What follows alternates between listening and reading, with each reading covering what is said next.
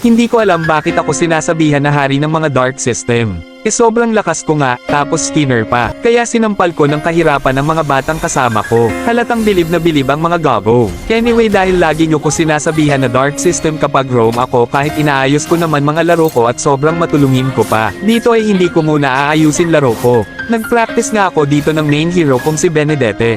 Hinati ko muna ang bot lane dito dahil wala naman ibang tutulong sa akin kundi sarili ko. Hindi pa nga ako napigilan ng bobong katapat ko, siguro hindi niya alam ang galawang movements ko. Sabay dumalaw agad ako sa gitnang mid lane para patayin ang bobong mage ng kalaban na walang kaalam-alam na tumatae lang ako sa damo.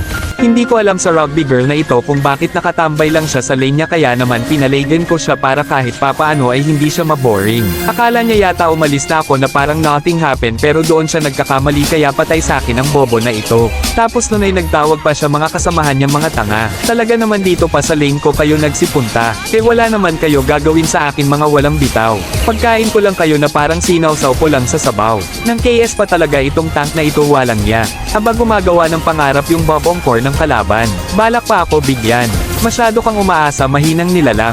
Ang taba na nga dito ng nila kaya ang taas ng high confidence. May pag-abang-abang pa talaga sa akin ang tanga. Akala mo naman hindi kita bibigyan, hayop ka. Wag mo kasing ginagawang biro ang joke. Nagkakasiyahan ng mga gago dito tapos hindi man lang ako sinasama. Kaya naman agad ko sila pinuntahan at shit malupit. Tatlo sa kanila huli ng aking panghiwa ng sibuyas. Kaya isa-isa silang mapipitin. Isusunod ko na rin itong higanting bayawak. Sa mga mata ko hindi ka makakatakas. Kaya naman sure na sigurado ikaw ang aking maniac. Dito tumatay nga ako sa damo nang biglang dumaan si Cardo Dalisay.